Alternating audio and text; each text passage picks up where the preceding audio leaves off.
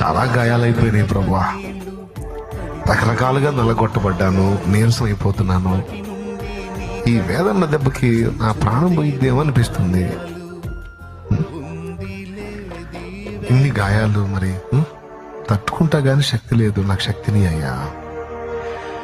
ఏకాకి నేనే వ్యధితుడనయ్యా, అధికంబులు నా గాయములయ్యా.